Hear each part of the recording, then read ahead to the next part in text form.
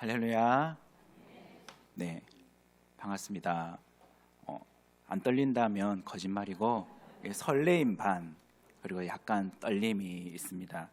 유초동부에서는 워낙 아이들한테 익숙하니까 하나도 안 떨고 했는데 우리 청년들 볼 때 조금 떨리더라고요.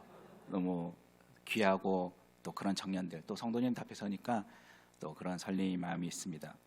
여수는 저게 굉장히 특별한 곳입니다. 제가 외가가 전부 광주 화순에 있습니다. 그래서 저는 어릴 때부터 홍어를 먹고 그렇게 자랐습니다. 장례식이 나면은 우리 경상도에는 항상 수육이 나오지 않습니까? 근데 가끔 이 전라도로 온다면 설레입니다. 왜 그렇습니까? 장례식 가는 걸 좋아하면 안 되는데 전라도 갈 때는 홍어가 나오더라고요. 다른 사람 다 안 먹거든요. 제가 그 테이블에 있는 거 옆에 있는 테이블 거 다 이렇게 썰어가지고 다 먹곤 합니다. 여수가 그래서 특별한 건 아니고 이야기를 할 것인데, 제가 태어나고 이제 제 할아버지가 제가 이제 돌쯤 되니까 손에 이렇게 올려보잖아요.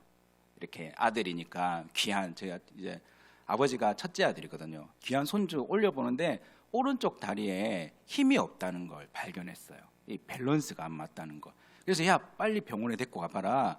그러니까 병원의 진단이 소아마비라는 그런 진단이 내렸습니다. 오른쪽 팔도 안 좋고 이 다리도 안 좋고, 그래서 오른쪽에 근육이 없고 힘이 약한 것이었습니다. 알고 보니까 저희 부모님의 실수였어요. 엄청난 실수였죠. 예방 접종을 놓친 거였습니다. 그래, 어머니는 신앙이 굉장하신 분이었거든요. 저희 아버지는 예수님을 믿지 않았고 또 항상 주사가 엄청났습니다. 술만 먹으면 항상 괴롭히고 마음이 괴롭고 그랬던 기억이 납니다. 어머니는 침술 여러 가지 다방면으로 저를 고쳐보고자 애쓰고 노력했습니다. 전국에 용하다는 그런 기도원들 저를 업고 항상 다니셨습니다. 치유 집회를 많이 다니셨죠. 그래도 하나님께서 그런 기도를 들어주셔서 제가 온전케 되었으면 좋았을 건데 그러지 않았습니다. 6살, 7살 때 큰 수술을 두 번을 했습니다. 여러분들 잘 아시겠지만 이 정형외과로 가장 유명한 병원이 여기 있지 않습니까? 어디죠? 애양병원. 그렇습니다. 제가 6살 때, 7살 때 큰 수술을 2번을 했습니다. 지금도 오른쪽에 보면은 흉터가 굉장합니다. 큰 수술을 2번 했는데 이 수술할 때 전신마취를 하지 않습니까? 저도 전신마취를 그렇게 했습니다. 전신마취하고 딱 수술을 끝내고 눈을 딱 떴는데, 회복실에서 눈을 떴는데 지금도 기억이 생생납니다. 하얀 빛이 가득했고 어머니와 이모님 그리고 외할머니 기도 소리가 들렸습니다. 신기한 거는 하나도 안 아팠습니다. 정말 하나도 안 아팠거든요. 그때는 무통주사가 없었습니다. 무통주사 해도 그 정도 큰 수술이면 아팠을 건데 저는 정말 하나도 안 아팠습니다. 그리고 어머니께 말했습니다. 엄마, 왜 나 흰 구두 신겼어? 그렇게 말했습니다. 이 속고로 이렇게 기부스를 했기 때문에 흰 구두 신겼냐고 그렇게 물어봤습니다. 거기서 이제 재활을 하면서 거기서 먹고 자면서 한 일주일 정도 먹고 자면서 재활 훈련을 했는데, 제가 항상 간호사 누나들 이모들이죠. 이모들한테 속죄함 그 찬양을 항상 같이 불렀다고 합니다. 어린 나이에 얼마나 죄가 많으면 주 예수 내 죄를 그 찬양을 계속 불렀다고 합니다. 참 그랬던 것 같습니다. 그래서 저는 여수에 대한 그런 마음이 항상 있습니다. 여수가 아내한테도 농담 삼아, 제가 여기 올 줄 정말 꿈에도 몰랐거든요. 하지만 여수가 항상 그랬기 때문에 종종 신대원 그 게시판에 보면 청빈 게시판이 있습니다. 그럼 여수에는, 여수 시민교회는 거의 올라오지 않는데 여수에 좀 더 큰 고신교회가 있죠. 어느 교회 이름이, 수종 그 교회 종종 올라오더라고요. 여보, 여수에 여기 났는데 우리 여기 가면 안 돼? 아내는 일을 하기 때문에 가려고 마음을 쓰지 않았습니다. 그런데 어떻게 된 건지 여수 시민교회에 이렇게 오게 되었네요. 이 모든 것이 하나님의 은혜라고 생각이 됩니다. 근데 6살, 7살 때 그렇게 2차례 큰 수술을 하고 2번 다 아무 고통이 없었는데 저는 그것이 하나님의 은혜인 줄은 몰랐죠. 어린 나이에 그걸 뭘 알겠습니까? 많은 사람들이 기적이라 했습니다. 의사 선생님들이 기적이라 했습니다. 놀랍다라고 이야기했습니다. 거기에 맹인 전도사님이 계셨는데 요수 애양원에 사람들을 찾아가면서 기도해주는 전도사님이 정말 놀라운 하나님의 은혜라고 그렇게 말씀을 해주셨습니다.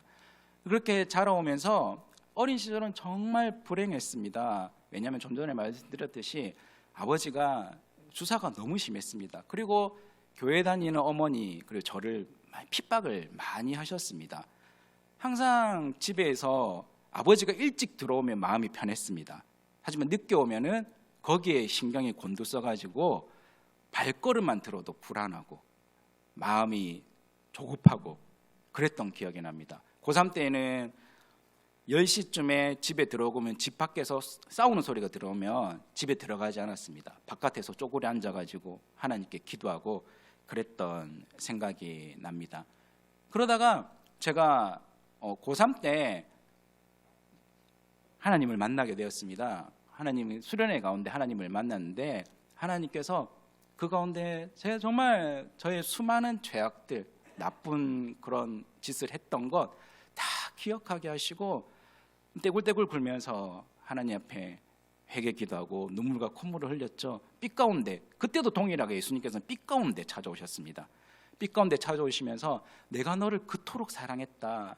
수술할 때 하나도 안 아프게 했던 거 그때를 기억나게 하시더라고요. 그때서야 제가 비록 생각나더라고요. 하나님께서 나를 그렇게 사랑하셨구나.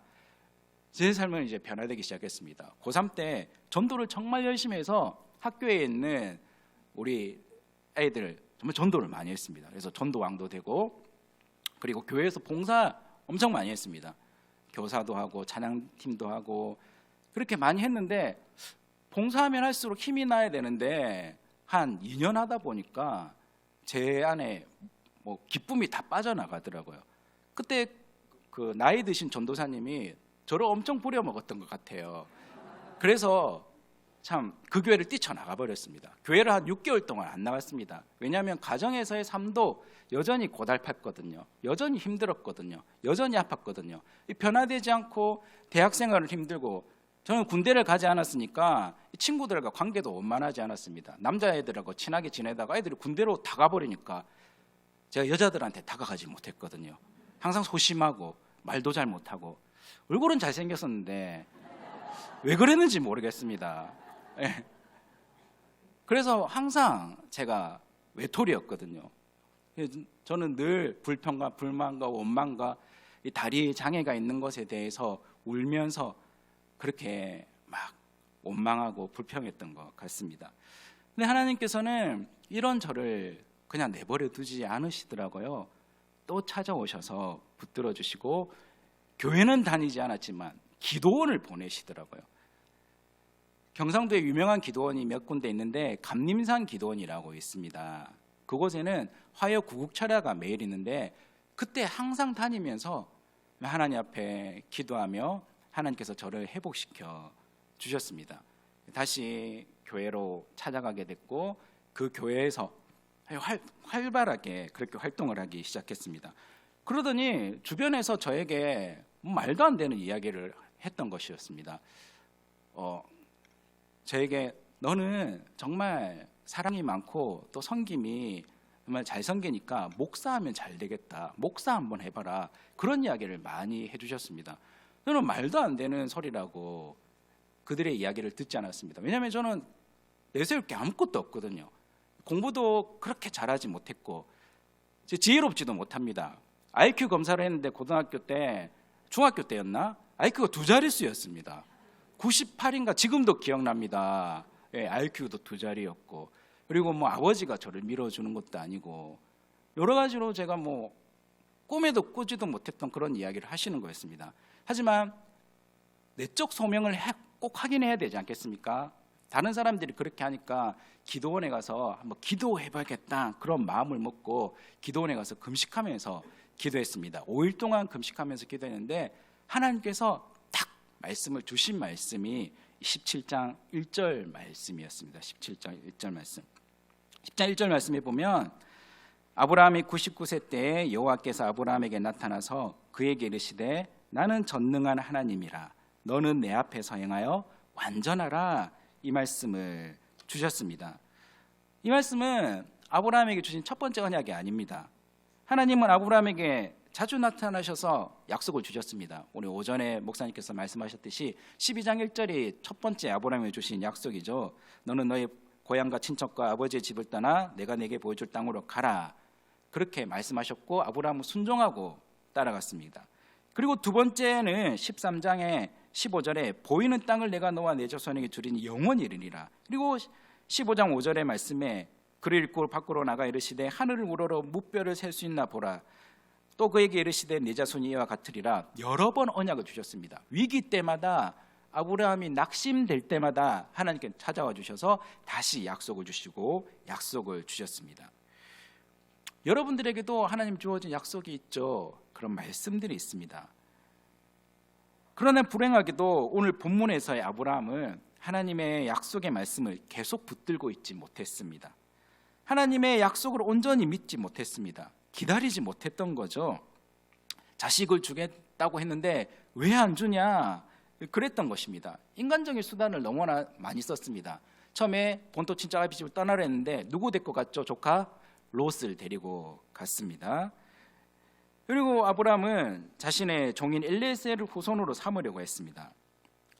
그럴 때마다 하나님은 그런 아브라함을 다독여서 아니야, 롯도 아니고 엘리에셀도 아니야, 너와 사례를 통해서 후손을 내가 줄 거야, 그렇게 약속했습니다. 하지만 아브라함은 큰 실수를 저질렀습니다. 창세기 16장 2절에 말씀해 보시면 사례가 아브라함에게 말합니다. 내 여종에게 들어가라, 내가 혹 그로 말미암아 자녀를 얻을까 하노라. 이에 대한 아브라함의 대답은 무엇입니까? 아브라함이 사례의 말을 들으니라 라고 그렇게 기록되어 있습니다. 하나님의 말씀은, 그 약속의 말씀은 하나님의 때가 있습니다. 그 때를 기다려야 되는데 그 때를 기다리지 못한 것이죠. 하나님 약속의 말씀을 버리고 사례, 인간의 말을 들은 것입니다. 그것도 확실하지 않는 것이죠. 사례가 어떻게 말했습니까? 혹시 그로 자녀를 얻을까 하노라 라는 불확실한 말 아닙니까? 근데 그 말을 듣고 그 말을 선택한 것입니다.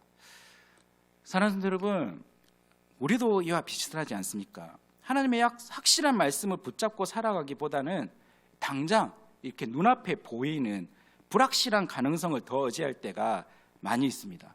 조금 더 인내하고 소망하며 기다리기보다는 매번 그 기간을 기다리지 못하고 조급해하는 것이 우리의 모습일 때가 많습니다.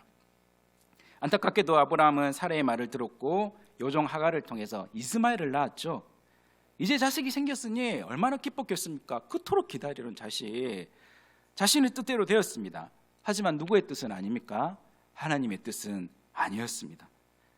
그리고 가장 중요한 한 가지를 놓치고 살았습니다. 하나님과의 약속, 하나님을 잊어버리고 살았습니다. 오늘 말씀 17장 1절에 아브라함이 몇 세 때입니까?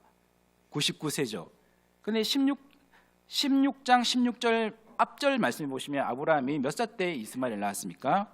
86세였더라. 13년이나 시간 동안 하나님께서는 침묵하셨습니다.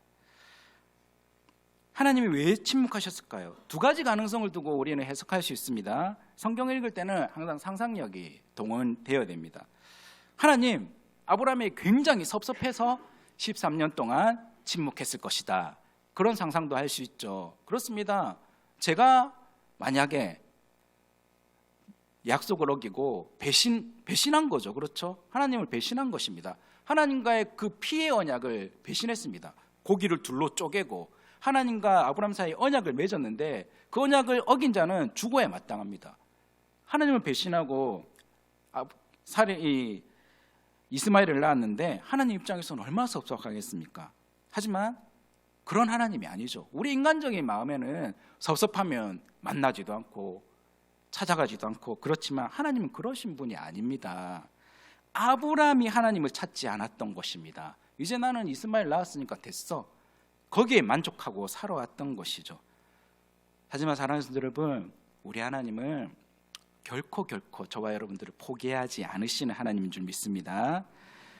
하나님께서 아브라함에게 다시 나타나신 것이죠. 아브라함이 먼저 하나님을 찾아간 것이 아닙니다. 아브라함이 99세 때에 여호와 하나님께서 아브라함에게 찾아오신 것입니다. 그리고 말씀하십니다. 나는 전능한 하나님이라. 너는 내 앞에서 행하여 완전하라. 말씀하시는 것이죠. 이대로 하나님께서 아브라함에게 평생 침묵하시고 그냥 내버려 두었다면 어떻게 됐겠습니까? 아브라함은 성경에 잠깐 기록된, 그것도 실패한 인생으로 기록되었을 것입니다. 그러나 우리 하나님 아버지께서는 다시금 아브라함에게 찾아오셔서 그 언약의 말씀을 2절부터 다시 언약에 대해서 말씀해 주시는 좋으신 하나님이십니다. 그런데 이 말씀, 나는 전능한 하나님이라, 너는 내 앞에서 행하여 완전하라, 저에게 신대원 신학을 할 수 있도록 공부할 수 있는 계기, 목사 내가 해야겠다 마음을 굳히게 하는 이 말씀을 저에게 주셨는데, 이 말씀은 제가 들을 때 어떤 느낌으로 왔느냐, 이 말씀은 나는 전능한 하나님이야, 너는 내 앞에서 완전해야 돼, 내 앞에서 벌벌 떨면서 조심하고 살아가야 돼, 그런 말씀으로 들리지 않았습니다. 이 말씀의 의미는 네가 연약하고 부족한 거 다 안다, 그러나 나를 믿어라, 나는 엘샤다이 전능의 하나님이다, 내가 너를 도와줄게, 나를 믿어라, 나를 의지하고 살아라, 그러면 너의 부족함과 나약함이 내 능력으로 완전해진다라는 하나님의 그 마음으로 제게 들렸습니다. 저는 좀 전에 말씀드렸듯이 너무나 인간적으로 내세울 것이 아무것도 없었습니다. 저는 그때 공무원 공부를 하려고 했습니다. 왜냐하면 공무원 합격하기 유리한 조건이 있었기 때문입니다. 장애 등급이 있었기 때문에. 하지만 그것 다 포기하고 이 하나님의 말씀을 붙들고 이제 받아들이기로 했습니다. 소명을 받았지만 소명을 완전히 받아들이기에는, 그런데 제 안에 아직 해결하지 못한 문제점이 있었습니다. 그리고 그때 건강상의 문제가 생겼습니다. 허리가 너무 아팠습니다. 허리가. 제가 요즘에 가끔 아들한테 허리야 하면은 지가 따라 하더라고요. 네. 허리가 너무 아파서 왜 그런지 알아봤더만 척추측만증이 생겼습니다. 왜냐하면 오른쪽 다리가 장애가 있으니까 다리 길이가 한 4cm 정도 짧았거든요. 짧으면 이 디딜 때 툭툭 떨어지면서 디디니까, 여러분들 계단 올라가는 건 괜찮지만 내려갈 때는 허리 조심해야 되죠. 그것과 마찬가지입니다. 이 뚝뚝 떨어지니까 허리가 한쪽이 이렇게 휘어지는 것이었습니다. 그래서 다시 여수로 왔습니다. 제가 수술했던 거 여수의 양병원에 가서 그 원장님이 그대로 계시더라고요. 제가 그때 수술했던 원장님, 굉장히 유명하신 분이거든요. 지금은 은퇴하셨더라고요. 그분이 계셔서 상담을 했는데 다리 늘리는 수술이 있다고 하셨습니다. 다리 늘리는 수술은 굉장히 복잡했습니다. 일단 허벅지에 있는 뼈를 망치로 부셔야 됩니다. 그리고 허벅지 위에 뼈와 밑에 뼈에 이 구멍 3개를 뚫고 총 6개를 뚫어가지고 거기 핀 같은 걸 꽂아서 하루에 조금씩 돌리면서 뼈를 늘리는 겁니다. 그러면 연골이 안에 채워지면서 다리가 늘어나거든요. 1년 정도의 그런 기간이 필요합니다. 매일 소독해야 되고. 근데 저는 수술은 두렵지 않았습니다. 제가 참는 건 굉장히 잘하거든요. 어릴 때부터 그런 고생을 많이 해서 아버지 핍박을 많이 받아가지고 참는 건 굉장히 잘하는데, 수술은 두렵지 않았지만 저에게 한 가지 고집이 생겼습니다. 그건 뭐냐면, 이왕 하나님 제가 목사 되게 하려면 기적 저에게 보여주시옵소서, 그런 기도를 했습니다. 아니 다리 4cm 그냥 쑥 늘어나게 하는 거 하나님 입장에서는 아무것도 아니지 않습니까? 죽은 자도 살리시는 하나님인데 저에게 그런 믿음이 있었습니다. 그래서 하나님께 기도하기 시작했습니다. 하나님, 저 정말 뭐 아무것도 없는 거 아시지 않습니까? IQ도 잘이고 학벌도 없고 지혜도 모자라고 권종미 목사님처럼 목소리도 좋지 않습니다. 그런데 장애까지 있습니다. 다리가 늘어나는 놀라운 기적을 주셔서 그거라도 내세울 수 있도록 해주세요. 그렇게 기도했습니다. 그렇게 기도했는데 응답하지 않으시더라고요. 그때 하나님께서 저에게 마음을 주셨습니다. 그거는 온전히 하나님을 의지하는 것이 아님을 보여주셨습니다. 있는 모습 그대로 나아가는 것도 아니고 제가 여전히 제 장애를 의지하며 살아가는 더 나약한 모습인 것을 보여주셨습니다. 그리고 이미 하나님께서 말씀하셨습니다. 이미 너에게 기적을 베풀어 주었다. 언제였죠? 제가 어릴 때 하나님께서 이미 기적을 베풀어 주셨다라고 말씀해 주셨습니다. 그리고 저에게 주신 말씀이 있습니다. 여러분들 잘 아는 말씀이죠. 고린도후서 12장 9절 말씀. 나에게 이르시기를 내 은혜가 내게 족하도다. 이는 내 능력이 약한 데서 온전하여짐이라 하신지라. 그러므로 도리어 크게 기뻐함으로 나의 여러 약한 것들에 대하여 자랑하니니 이는 그리스도의 능력이 내게 머물게 하려 함이라. 사도 바울이 한 기도 아니겠습니까? 사도 바울이 받은 응답 아니겠습니까? 사도 바울은 정말 자기가 사역하기에 다른 사람들이 보기에 부끄러웠고 그리고 불편한 그런 질병이 있었습니다. 어떤 질병인지 우리는 잘 알지 못합니다. 천국 가면 물어봐야죠. 여러 학자들이 이 사도 바울은 걸어다니는 종합병원이라 할 정도로 약한 것들이 굉장히 많았다고 합니다. 그 중에 가장 가시 같은 것이 있었습니다. 그걸 놓고 하나님께 간절히 3번 기도했다고 했는데 3번이라는 거는 완전수 아닙니까? 계속 기도했는데 하나님께서 응답하지 않으셨습니다. 하지만 응답해 주셨습니다. 어떤 응답이었습니까? 너 그대로 살아도 돼. 내 능력은 약한 데서 완전해진다. 오히려 그것을 가지고 너 자랑하면 돼. 그게 하나님의 응답이었던 것이죠. 저도 이 말씀이 저에게 확 다가왔습니다. 예전에는 학교 다니면 초등학교 다닐 때 특히 놀림을 많이 받았거든요. 애들이 막 저보고 걸어가면은 딱 멈춰 섭니다. 그리고 제가 지나가는 것을 쭉 지켜보죠. 그리고 저희 지네들끼리 막 수군거려요. 그럼 제 마음이 너무나 아프고 너무 부끄럽고, 그래서 저는 큰 길로 잘 다니지 않았습니다. 일부러 골목길로 다니면서 친구들이 약 올리니까 굉장히 소심하고 항상 운동장에 나가지 못하고, 이 당번들이 자신이 이제 체육 시간에는 교실을 지켜야 되지 않습니까? 저에게 다 맡겼습니다. 저는 좋았죠. 체육 시간에 안 나가도 되니까. 그 정도로 소심했었습니다. 근데 이 말씀을 듣고 이 말씀을 받아들이고 제가 걷는 것에 대해서 다른 사람의 이제 시선을 신경 쓰지 않습니다. 왜냐하면 나의 약함, 그것을 온전히 자랑하는 것이기 때문에, 저의 약함 때문에 저는 하나님을 더 의지할 수 있게 되었고, 이 약함 때문에 하나님의 사랑을 더욱더 깨달을 수 있게 되었습니다. 그리고 완전히 다 나아지는 것보다 여전히 다리는 절지만 그 연약함 속에 역사하시는 하나님의 은혜를 붙들게 하셨던 것이죠. 여러분들 야곱을 보십시오. 야곱을 왜 하나님께서 환도뼈를 부셨겠습니까? 이제 다리 저는 야곱이지만 자기 발로 도망 다니지 못하게 만들어서 하나님만 의지하게 만든 건 아니겠습니까? 그게 곧 강함입니다. 자신의 재물과 자신의 지혜와 자신의 꾀로 살아가려던 그 야곱, 이제는 형 앞에 도망갈 수 없으니까 저 멀리서 지팡이 짚고 쫄뚝쫄뚝 거리고 오니까 그 형이 멀리서 그 야곱을 보고 말에서 내려가지고 부둥켜갖고 막 우는 거잖아요. 야, 너도 고생 많았구나 하면서. 그렇죠.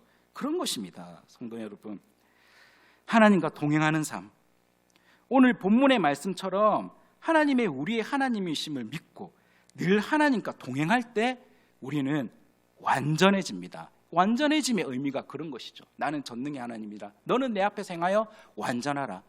하나님 앞에서 우리 연약함 그대로 있는 모습 그대로 나아가며 하나님의 은혜를 붙들 때, 하나님과 함께 동행할 때 저와 여러분들은 완전해질 수 있는 줄 믿습니다. 우리는 늘 약합니다. 두렵습니다. 그러나 내 안에 계시는 주님이 주시는 능력을 의지하면 됩니다. 약할 때 강함이 되시는 하나님, 약한 그때 곧 예수님의 능력이 우리 안에 온전히 나타나는 것입니다. 그래서 늘 두려워하고 주저했지만 주님이 나와 함께 계시다는 확신이 우리 가운데 있다면 우리는 어린 다윗이 골리앗을 무찔렀던 그 용기 소유할 수 있는 것입니다. 저는 이제 수술을 하기로 결정했습니다. 여수로 와서 수술을 했습니다. 1년간의 목발을 짚고 철심은 이까지 나와 있었습니다. 그래서 바지를, 그때 제 소원이 청바지 입는 것이었습니다. 청바지 입는 거. 항상 펑퍼짐만 있는 그런 바지를 입고 살았거든요. 하지만 그때 오히려 저에게는 용기와 담대함이 생겼습니다. 예전에는 굉장히 소심했고 사람들 앞에 말도 잘 못했습니다. 근데 그때 오히려 저는 베이스 가방 둘러매고 목발 짚고 교회까지 지하철 타고 오르락 내리면서 그렇게 다녔습니다.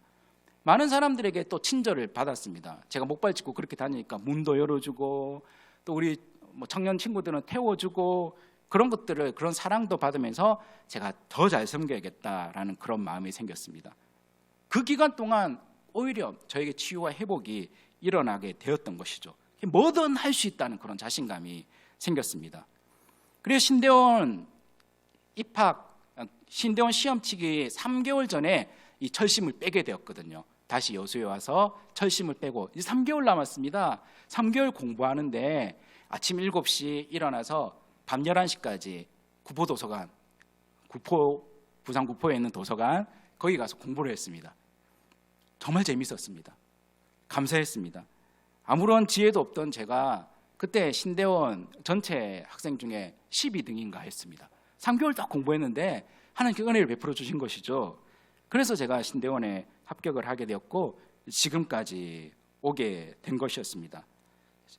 예전에는 아무 운동도 할 수 없었지만 뭐든 할 수 있다는 자신감 때문에 예전에는 나는 그거 못해 이런 말이 저에게 습관이었지만 아니야, 해보면 돼, 하면 할 수 있어 라는 그런 말로 긍정의 언어로 바뀌게 되었습니다.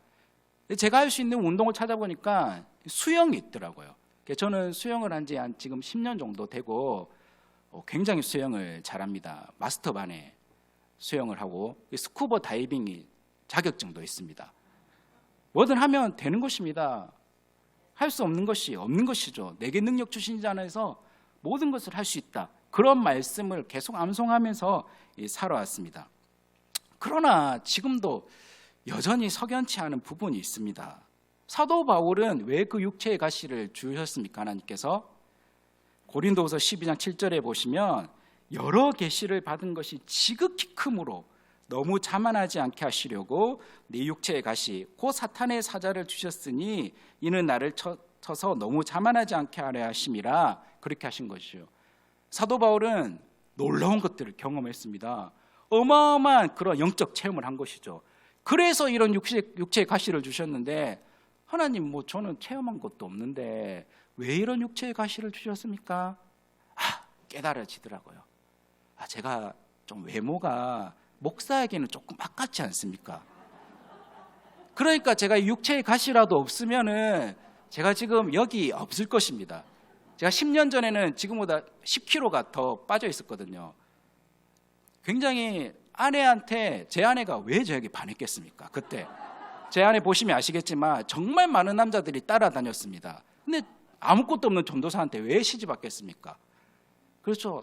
제가 아마 목사 안 할까 봐 하나님께서 저에게 육체의 가시를 주신 줄.